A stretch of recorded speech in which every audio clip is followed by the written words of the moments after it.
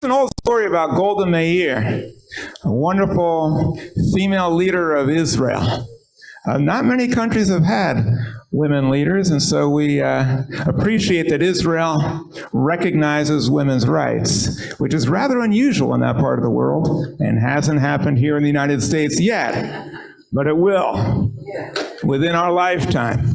But Golda Meir was really excited when Henry Kissinger became the Secretary of State. A Jewish person as Secretary of State. When she met with him, she said, "Henry, I'm so excited.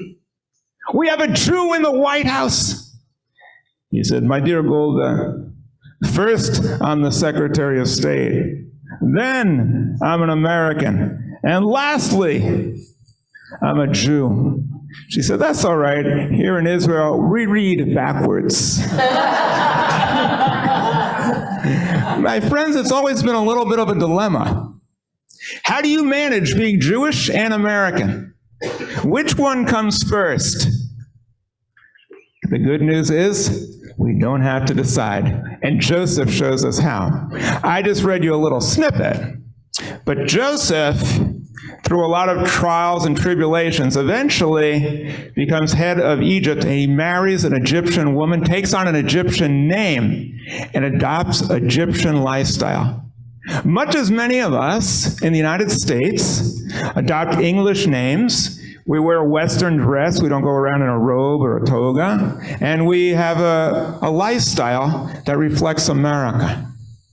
But if we can also remember our heritage, as Joseph did, who was able to dream and use his mind and remember the teachings of his parents and his grandparents, we don't have to choose.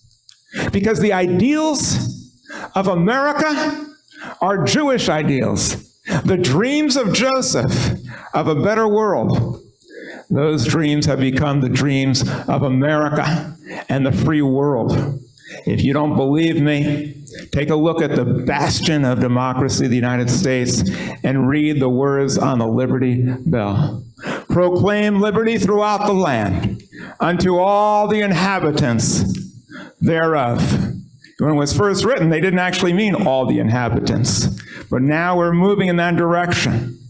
That comes straight out of Leviticus. If you think I'm prejudiced, look at the Statue of Liberty.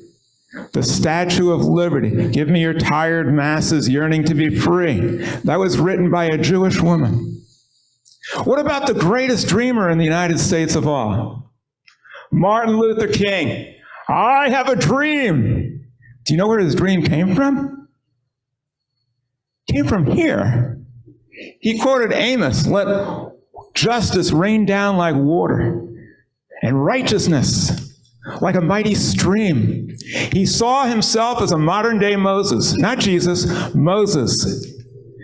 He said, "I have been to the mountaintop like Moses. I have seen the promised land like Moses. I might not reach that promised land, but I feel fulfilled and joyful today because I know my people will get there." Just like Moses didn't reach the promised land. My friends, if we can help humanity advance a little bit, if we can help take a step forward, if we can help people get a glimpse of what this world could be like, and we're willing to fight for it and work for it, then even if we don't reach the promised land, we still are fulfilled, and we're content, and we're happy. That's what it means to be Jewish. We're part of a chain, thousands of years long, and each one of us can contribute in some way towards this chain. Now, Joseph was an amazing figure. He started out brash and arrogant, bragging to his brothers and his parents, "Oh, you're all going to be worshiping me, bowing down to me." You can't fault him for having the dream, but you can fault him for the way he lauded it over his family. But Joseph, his name, you'll say it means increased. The Torah plays on this. It says the anger of his brothers increased towards him. But what Joseph did, and what we can all do, but it's very difficult, is to change for the better. Each one of us has a lifetime of experience, but many people just go through the same experience and the same way of living every day. Joseph transcended his immaturity, and he was able to achieve great heights. Each of us, imagine if we grew every day, if we did better every day in intelligence and wisdom and patience and love. Joseph, and I'm not going to give away the end of the story, you'll hear it in the next weeks, he transformed hubris to humility. He was grating on people's minds, but he transformed grating to greatness. He was annoying, but he transformed annoying to anointed. He was elevated to a higher level. That's why we're here tonight, my friends. Each of us can behave and do better at a higher level. The Torah reminds us that just because somebody has faults doesn't mean they cannot improve. And by the end of the story, he took sibling rivalry and he converted it, transformed it into sibling revelry, where all the brothers got along and he provided for them.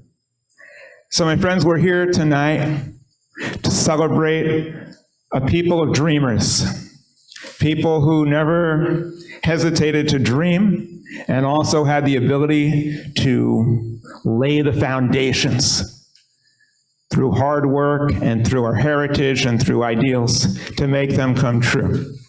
Now, it's been said that the reasonable person accepts the world as it is. The unreasonable person tries to conform the world to how it should be, and therefore all progress depends on the unreasonable person. And that's all of us. If you're sitting here tonight, if you're part of a Jewish congregation, if you're friendly with a Jewish congregation, if you have ideals, you are that unreasonable person who refuses to accept the world as it is, because we've seen it's always changing. And our goal is to make it change for the better. The Jewish people were unreasonable when they thought they could take Israel and recreate a dead language of Hebrew. The Jewish people were very unreasonable when they fought back in the Warsaw Ghetto. It seemed like it was impossible. And even though not all of them survived, most didn't, they were victorious because they set an example for Jews that will be remembered forever and for the rest of the world, that you must always stand up for what's right. And the same thing with Bielski, with Tuvia Bielski, who saved himself from the Nazis, and he could have just ran off. That would have been the reasonable thing to do. Instead, he formed a partisan group and fought against them successfully as a partisan. It was very, very unreasonable, but it worked. He was successful. So let us be willing to take a chance. Let us sometimes be unreasonable. It's part of our heritage. And if you never do that, you'll never get to experience the thrill of overcoming great odds. I hope as we approach Chanukah, we remember this. Chanukah means dedication, and this passage is about dreams. If you have dreams and you dedicate yourself to make them come true, and zo agada, as Herzl said, it is no dream. Shabbat shalom.